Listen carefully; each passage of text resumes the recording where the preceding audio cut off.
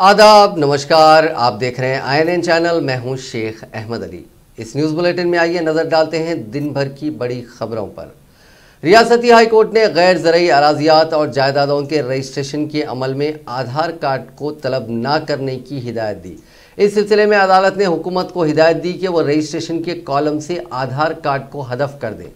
High court ने गैर ज़रई अराजियात और जायदादों के रजिस्ट्रेशन के दौरान आधार कार्ड और ज़ात पात की तफसीलात हासिल करने पर एतराज़ करते हुए दाखिल होने वाली दरख्वास्त की समाअत की। इस दौरान अदालत ने हुकूमत पर बरहमी जाहिर करते हुए कहा कि रजिस्ट्रेशन के अमल में आधार की तफसीलात क्यों तलब की जा रही हैं।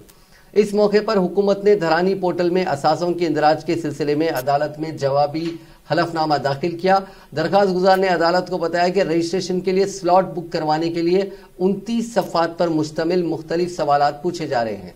29 सफ़ात की तफसीलात दर्ज करने पर ही स्लॉट बुक हो रहा है। इस पर रद्द-ए-अमल जाहिर करते हुए अदालत ने हुकूमत से सवाल किया कि आया स्लॉट बुकिंग के लिए 29 सफ़ात पर मुश्तमिल मुख्तलिफ सवालात पूछने की क्या ज़रूरत है। अदालत ने कहा कि स्लॉट बुकिंग के नाम पर हुकूमत अराजी फ़रोख्त करने वाले और ख़रीदने वाले शख्स की तफसीलात हासिल कर रही हैं। अदालत ने कहा कि रजिस्ट्रेशन के दौरान अरकान ख़ानदान और गवाहों के आधार कार्ड की तफसीलात और फ़ोन नंबरात क्यों हासिल किए जा रहे हैं। अदालत ने कहा कि रजिस्ट्रेशन के अमल में आधार कार्ड के मामले को ना लाएं।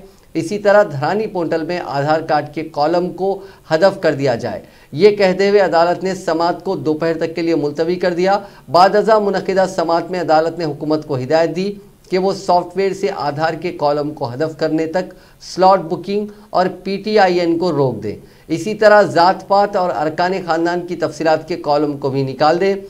रजिस्ट्रेशन के लिए आधार के बजाय दूसरे किसी भी शनाख्ती कार्ड को तलब किया जा सकता है। अदालत ने कहा कि आधार कार्ड तलब करते हुए हुकूमत अवाम के शख्सी इत्तलात हासिल कर रही है, जिस पर हमें काफ़ी तशवीश है। बाद-अज़ां इस केस की समाअत 20 जनवरी तक मुलतवी कर दी गई। ग्रेटर हैदराबाद म्यूनसिपल कॉरपोरेशन की स्टैंडिंग कमेटी में साल 2021-22 के लिए 5,600 करोड़ रुपए के मुसव्वदा बजट के अलावा दीगर एजेंडे को मंजूरी दे दी गई। मेयर राम मोहन की सदारत में स्टैंडिंग कमेटी का इजलास मुनक़िद हुआ, जिसमें पेश किए गए मुसव्वदा बजट के मुताबिक 32% बजट जायदाद टैक्स से यानी 1850 करोड़ रुपए जायदाद टैक्स से हासिल होंगे। इसके अलावा 1224 करोड़ 51 लाख रुपए जो कि बजट का 22% है वो खर्च के ज़रिए हासिल किया जाएगा। 17% जो बजट है जिसकी रकम होती है 1022 करोड़ रुपए, ये यूज़र चार्जेस के तहत हासिल किए जाएंगे। 14% फंड्स ग्रांट की शक्ल में होंगे जिनकी रकम 770 करोड़ 51 लाख रुपए होगी और 13% फंड्स स्टैंड असाइन लाइन के तहत होंगे जिनकी रकम 652 करोड़ रुपए होगी। इसके अलावा बाकी की रकम हासिल होगी स्टैंडिंग कमेटी के अरकान के लिए 27,23,740 रुपए की लागत से 10 आईफोन और 12 प्रो मैक्स के फ़ोन देने से इत्तेफाक किया गया। इसके अलावा EV एंड DM आउटसोर्सिंग खिदमात अंजाम देने वाले मुलाजिमीन को मुख्तलिफ ज़मरे में ज़म करने से भी कमेटी ने इत्तेफाक किया। GHMC के तमाम ओहदेदारों को फ़ोन के इस्तेमाल के लिए 4G सिम फराहम करने से भी इत्तेफाक किया गया। सेंट्रल टैक्स के सेक्शन के 3 PTIN के नंबर को ब्लॉक करने से भी इत्तेफाक किया गया। दीगर एजेंडा के तहत मुख्तलिफ इलाकों में सड़कों की तोसी के कामों को मंजूरी दी गई। रियासती वज़ीर दाखिला मोहम्मद महमूद अली ने कमिश्नर पुलिस अंजनी कुमार की सलाहियतों की सताइश करते हुए कहा कि वो वज़ीर आला KCR की हिदायत पर अमल करते हुए शहर को मुल्क के पुरअमन शहरों में सरे फहरिस्त बना दिया है। महमूद अली ने आज हैदराबाद के 3 पुलिस स्टेशनों के हुदूद में कम्युनिटी CCTV कैमरों की तनसीब की इफ्तिताही तकरीब से खिताब करते हुए कहा कि रियासत तेलंगाना में मरकज़ी कमांड कंट्रोल सिस्टम के ज़रिए जो अंदरून 2 माह शुरू होगा, मुल्क में अव्वलीन हैसियत और आलमी सतह पर नुमाया मुकाम हासिल कर लिया है। इस मौके पर कमिश्नर पुलिस अंजनी कुमार ने भी खिताब किया।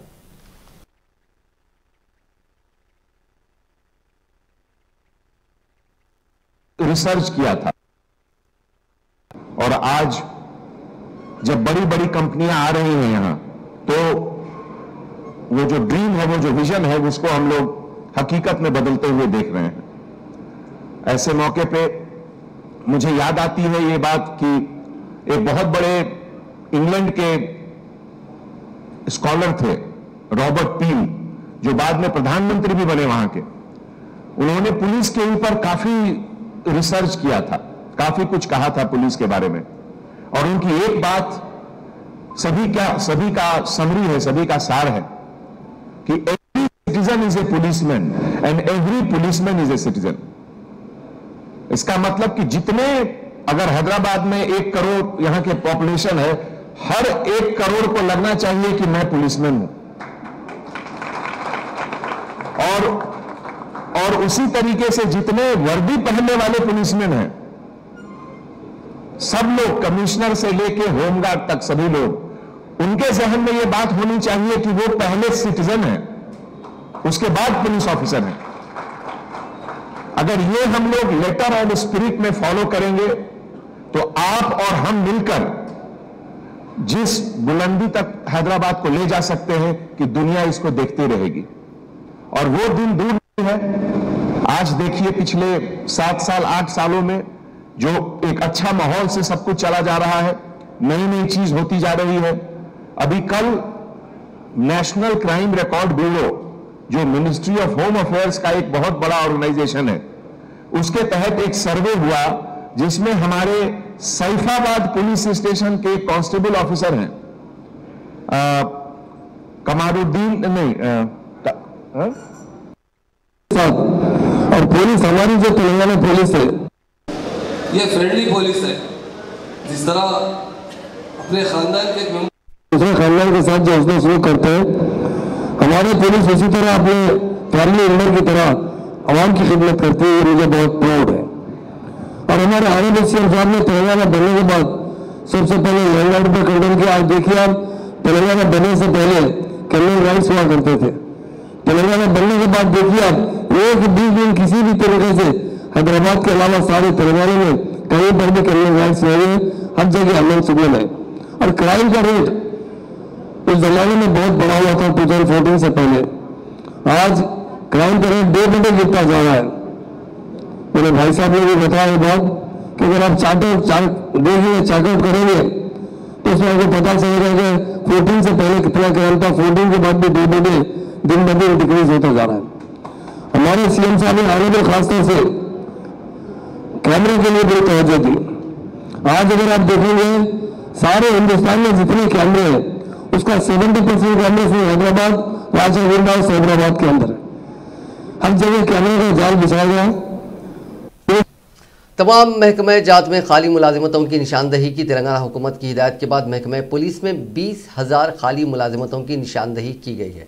वज़ीर आला ने हाल ही में रियासत के मुख्तलिफ महकमे जात में 50,000 मुलाजिमतों को पुर करने का ऐलान किया था। समझा जाता है कि महकमे पुलिस में 425 सब इंस्पेक्टर्स, 19,300 कांस्टेबल्स और 200 पब्लिक प्रोसिक्यूटर्स की पोस्ट खाली हैं। महकमे की जानिब से हुकूमत को पेश करदा रिपोर्ट में कहा गया है कि 368 SI सिविल, 18 कम्युनिकेशन SIs की मुलाजिमतों के साथ साथ 7,764 constable civil, 6,689 arm reserve constables, 3,874 TSPSC communication के 256 मुलाजिमतें और TSPSC की 515वीं बटालियन में 561 खाली जायदादें हैं। वज़ीर आला की जानिब से इन मुलाजिमतों को पुर करने के ऐलान के बाद चीफ सेक्रेटरी ने तमाम महकमे जात के सदूर के साथ इजलास मुनक़िद करते हुए उन्हें हिदायत दी थी कि वह अपने मुताल्लिक़ा महकमे की खाली मुलाजिमतों की तफसीलात फराहम करें।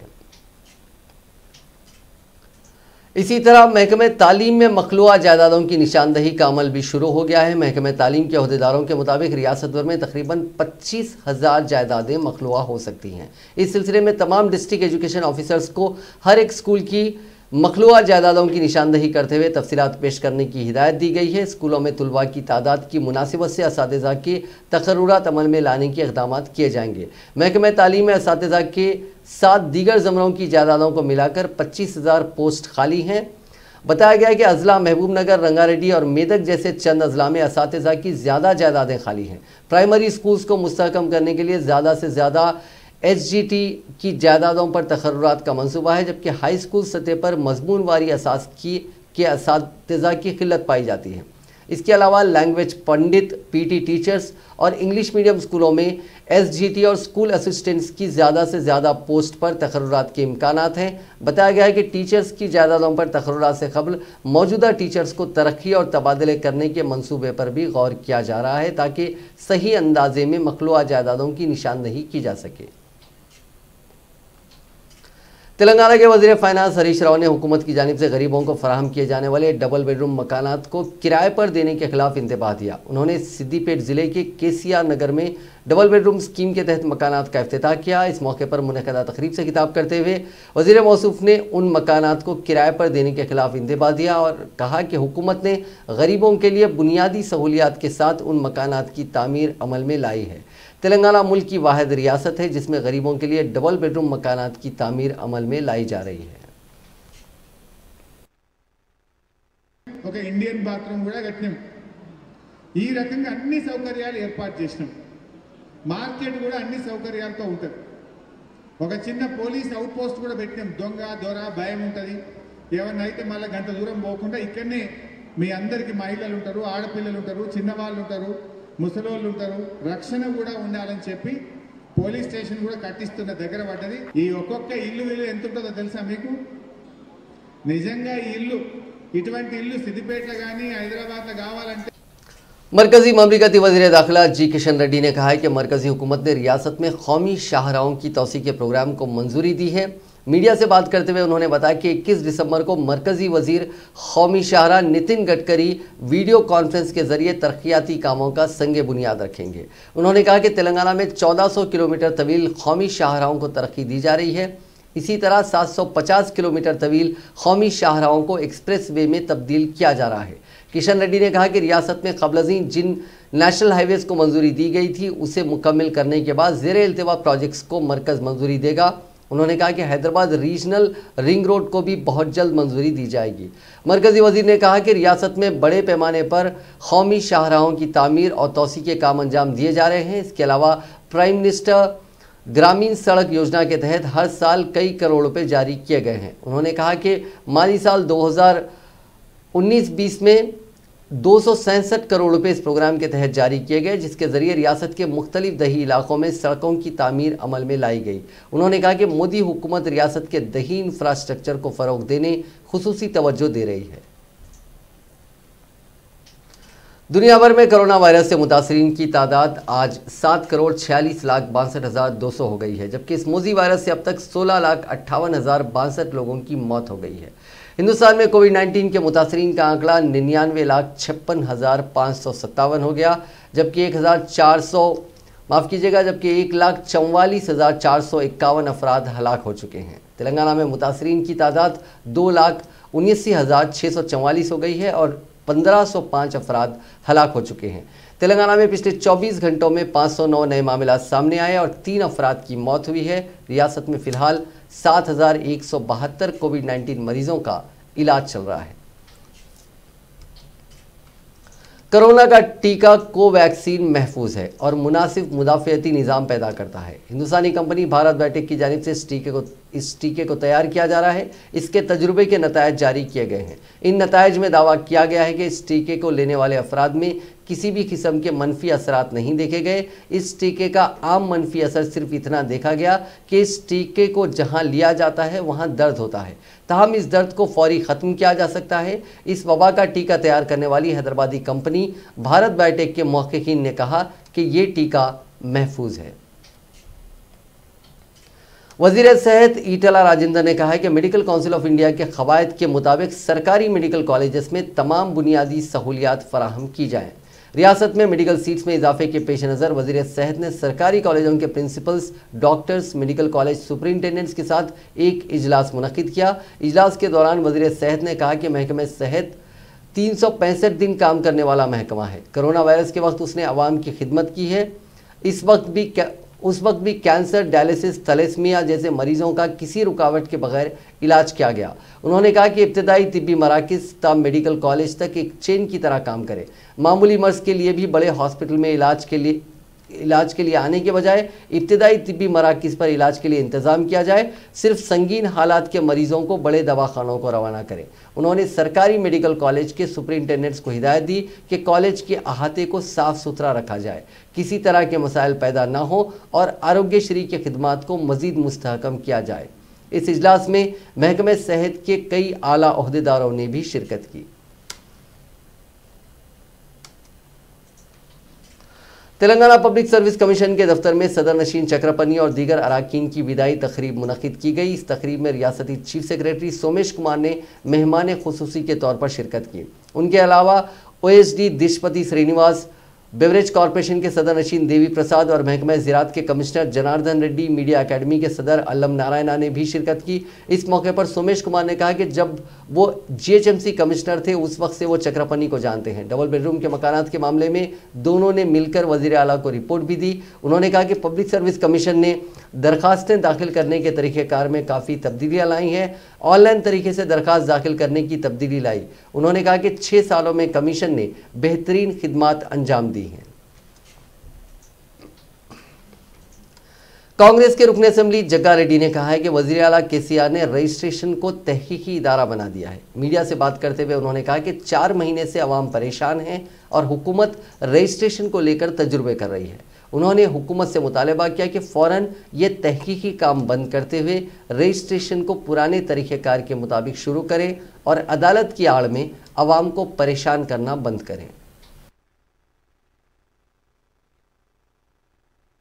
अभी 100 साल से 200 साल से नहीं तो 500 साल से इतना सेफ्टी है। आज का सेफ्टी के कहीं को याद आया, फिर वो किसी को समझ में नहीं आ रहा।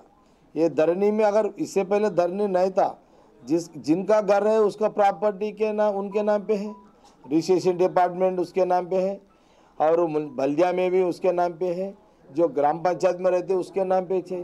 अभी सेफ्टी क्या होना, देखो जिसका भी प्रॉपर्टी है, जिसका भी प्लाट है, वो सब रजिस्ट्रेशन डिपार्टमेंट बल्दिया ग्राम पंचायत में रिकॉर्ड में है ऑलरेडी।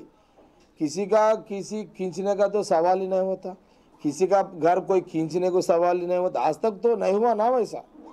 फिर ये नया KCR साहब को माइंड में कौन लाके बिठाए, कौन सा ऑफिसर लाके बिठाए, समझ में नहीं आ रहा। ठीक है, धरनी लाए, धरनी तो आज तक अमल नहीं हो सक रहा। 5 महीने धरनी के तरफ से आप 5 महीने रजिस्ट्रेशन डिपार्टमेंट बंद कर दिए। देखो 5 महीने में देखो रजिस्ट्रेशन डिपार्टमेंट बंद है। किसी बेटे को या दवाखाने को ले जाना ऑपरेशन है, किसी बेटे को शादी है, किसी पढ़ाई के लिए कुछ कॉलेज में एडमिशन के फीस भरने का है, मगर ये सब कहाँ से लाके बनते पब्लिक। देखो कभी ना कभी एक ऑटो रिक्शा वाला, एक फ्रूट मंडी वाला, एक एम्प्लॉय समझो नहीं, एक वर्कर समझो, जमा करके एक प्लाट करके रखता, कहीं को रखता। अगर वक्त चले तो घर। साबिक रुकन राज्यसभा V हनुमंतराव ने हुकूमत से सवाल किया कि धरानी कानून के तहत अराजी पर कब्जा करने वालों के खिलाफ कार्रवाई की जाएगी या नहीं। मीडिया से बात करते हुए उन्होंने कहा कि गुजरात हुकूमत ने अराजी पर कब्जा करने वालों को 14 साल की जेल की सज़ा का कानून मंजूर किया है। इस तरह का कानून तेलंगाना में भी होना चाहिए। हनुमंतराव ने कहा कि गैस सिलेंडर्स की कीमत में इजाफे पर वज़ीर आला मरकज़ी हुकूमत से सवाल करें। उन्होंने BJP सदर बंडी संजय से कहा कि वो सिर्फ मजहबी जज्बात भड़काने का काम ना करें बल्कि आवाम के हक़ में भी आवाज़ उठाएं। इंडोमेंट अराजी पर कब्जे की आवाज़ उठाने वाले BJP के संजय गैस सिलेंडर्स की कीमत में इजाफे के खिलाफ भी आवाज़ उठाएं। सिर्फ जज्बाती बयानात देने से कुछ नहीं होगा, इसीलिए आवाम के हक़ में बात करें।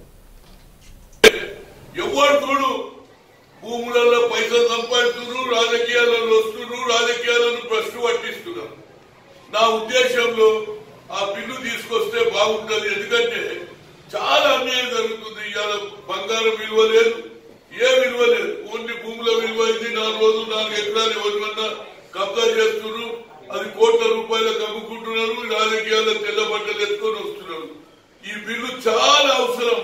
కేసీఆర్ నిజంగా నీకు చిత్తశుద్ధి ఉంటే గుజరాత్ లో తీసుకున్నటువంటి నిర్ణయం, గుజరాత్ లో ప్రవేశపెట్టినటువంటి ఈ ల్యాండ్ గ్రాబర్స్ బిల్లును నువ్వు ఈ అసెంబ్లీ సమావేశంలో దీనితో పాటు రైతులకు జరుగుతున్నటువంటి అన్యాయం, మేము పంజాబ్ లో, రాజస్థాన్ లో, ఛత్తీస్గఢ్ లో 3 దగ్గర కూడా మేము అసెంబ్లీలో బిల్లు పాస్ చేసి దీనికి వ్యతిరేకం చేశాం. ఈ 2 ఇష్యూస్ కలిపి నువ్వు చేస్తే మంచి పేరు వస్తుంది. నిజంగా పేద बीजेपी ओबीसी सेल के सदर नशीन डॉक्टर के लक्ष्मण ने कहा है कि दलाली निज़ाम को ख़त्म करने के लिए मरकज़ी हुकूमत 3 ज़रई क़वानीन लेकर आई है। मीडिया से बात करते हुए उन्होंने कहा कि माजी में माशी असलाहत और कंप्यूटर को फ़रोग़ देने की हुकूमत के फ़ैसले की भी इसी तरह से मुखालिफत की गई थी। बाएं बाजू जमातों और इलाकाई जमातें 3 ज़रई क़वानीन की मुखालिफत कर रही हैं। तेलंगाना के वज़ीर आला चंद्रशेखर राव जो फार्म हाउस से बाहर नहीं निकलते हैं, वो दिल्ली में एहतजाज करने वाले किसानों के हक़ में भारत बंद में हिस्सा ले रहे हैं। लक्ष्मण ने कहा कि रियासत में मुलाजिमीन परेशान हैं, बेरोज़गार किसान परेशान हैं, वजीफ़ा याब परेशान हैं। इसके बावजूद केसीआर किसानों के लिए मगरमच्छ के आंसू बहा रहे हैं। పివి నరసింహారావు గారు దాన్ని ధీటుగా అమలు చేసి ఈరోజు ఆనాటి ఆర్థిక సంస్కరణ వల్లనే మన దేశం ఇవాళ it has become 5th biggest economic country in the world.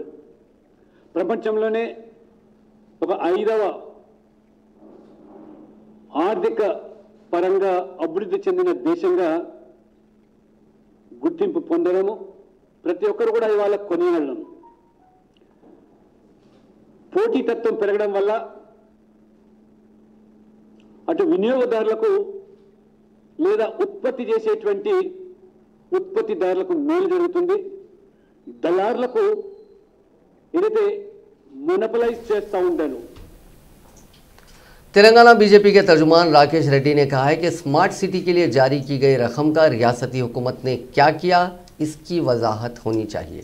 Media से बात करते हुए उन्होंने कहा कि तेलंगाना हुकूमत तसाहुली से काम कर रही है। इस सिलसिले में अब तक 1 रुपया भी जारी नहीं किया गया।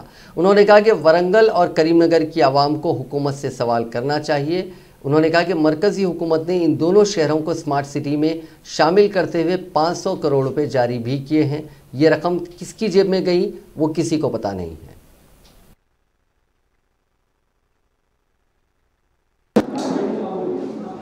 देश में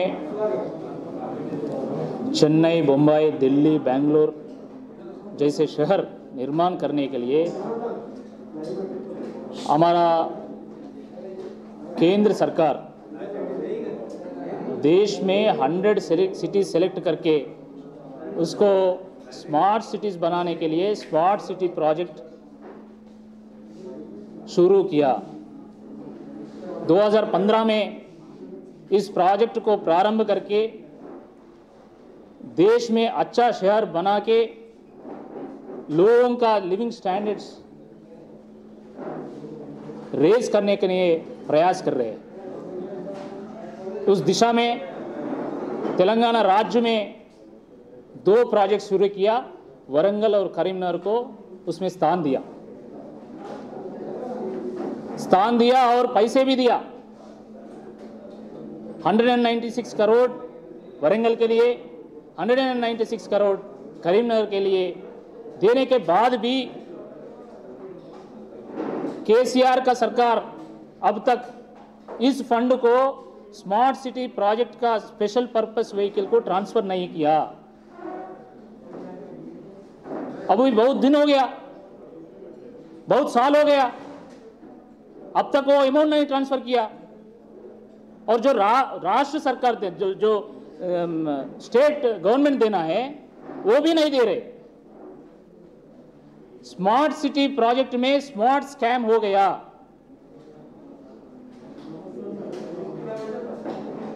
हम केसीआर सरकार को डिमांड कर रहे हैं,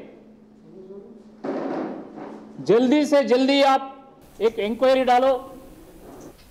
ग्रेटर हैदराबाद म्यूनिसिपल कॉरपोरेशन के इंतखाबात में कामयाबी हासिल करने वाले बीजेपी के 48 कॉरपोरेटर्स जुमे के रोज यानी 18 दिसंबर को चार मीनार की भाग्यलक्ष्मी मंदिर का दर्शन करेंगे। बीजेपी जराये के मुताबिक रियासती सदर बंडी संजय एमपी की क़यादत में 9 मुंतखबा कॉरपोरेटर्स जुमे की सुबह 8:30 बजे चार मीनार की मंदिर में खुसूसी पूजा करेंगे।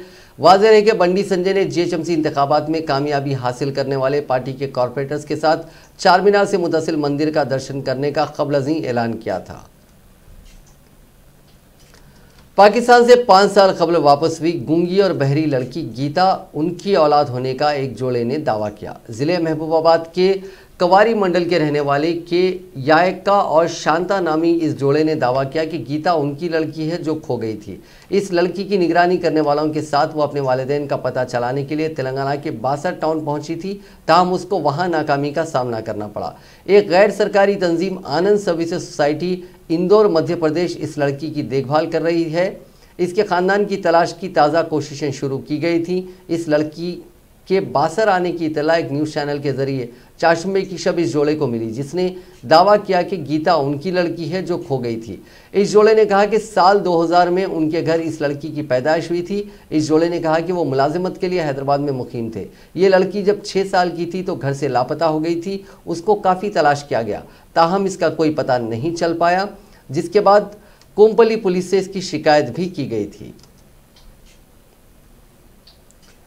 हाईकोर्ट में आज ड्रग्स केस को मरकजी तहकीकाती एजेंसी यानी सेंट्रल ब्यूरो ऑफ इन्वेस्टिगेशन के हवाले करने से मुतालिक कांग्रेस रुकन पार्लियामेंट रेवंत रेड्डी की मफाद आमा की दरख्वास्त पर समाअत हुई।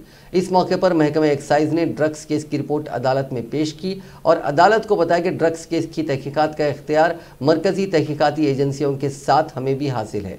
महकमा एक्साइज के वकील ने अदालत को बताया कि 2017 में ड्रग्स केस के 12 मुकदमा दर्ज हुए थे और इसकी तहकीकात मुकम्मिल कर ली गई हैं, इसीलिए इस केस को मरकजी तहकीकाती एजेंसी के हवाले करने की ज़रूरत नहीं है। इस मौके पर एनफोर्समेंट डायरेक्टरेट ने शिकायत की कि महकमा एक्साइज उन्हें ड्रग्स केस की तफसीलात पेश नहीं कर रहा है। इस दौरान रेवंत रेड्डी के वकील रचना रेड्डी ने अदालत से ख्वाहिश की कि वो महकमा एक्साइज की जानिब से पेश करदा रिपोर्ट पर एतराज़ात पेश करने का उन्हें वक्त दिया जाए, जिस पर अदालत ने इस केस की समाअत आइंदा 2 हफ्तों तक मुलतवी कर दी। रियासत में ME, M.Tech, M pharmacy, M architecture courses में दाखिलों के लिए मुनक़िद होने वाले PG ECET के दूसरे मरहले की काउंसलिंग का आज से आगाज़ हो गया। 23 उम्मीदवारों को मशवरा दिया गया कि वो 23 दिसंबर तक दाखिलों के लिए दरखास्तें दाखिल करें। PG ECET के कन्वीनर रमेश बाबू ने बात बताई। 26 और 27 दिसंबर को वेब ऑप्शन का इंतखाब किया जा सकता है और 28 दिसंबर की शाम 5 बजे तक वेब ऑप्शन में एडिट की सहूलत फराहम की जाएगी। 30 दिसंबर को मुंतखब उम्मीदवारों की फहरिस्त जारी की जाएगी। उन्होंने बताया कि सीट अलॉट होने वाले तुलबा 6 जनवरी तक मुताल्लिका कॉलेज से रुजू हो सकते हैं। शहर हैदराबाद में सर्दी की लहर में रोज़ बरोज़ इजाफा होता जा रहा है। मुल्क के मशरकी हिस्सों से आ रही हवाओं के सबब अक़ल तरीन दर्जे हरारत में इजाफा हुआ है। आज शहर के अब्दुल्लापुर मेट, विजयवाड़ा कौमी शाहरा, पेद्दाम्बरपेट, आउटर रिंग रोड समेत मुख्तलिफ देहातों में कोहर की घनी चादर नजर आई, जिसके नतीजे में गाड़ी सवारों को शदीद मुश्किलात का सामना करना पड़ा। जारिया माह की 14 तारीख को शहर में 15 और 17 तारीख को 17.6, 16 तारीख को 19.6 डिग्री सेल्सियस दर्जे हरारत दर्ज किया गया। सर्दी से बचने के लिए लोग गर्म लिहाफ और गर्म कपड़ों का इस्तेमाल कर रहे हैं और गर्म ग़िज़ाओं का भी एहतमाम कर रहे हैं। उनकी फ़रोख्त में भी इजाफा हुआ है। सर्दी के सबब सड़क पर सोने वाले अफराद को काफ़ी मुश्किलात का सामना है।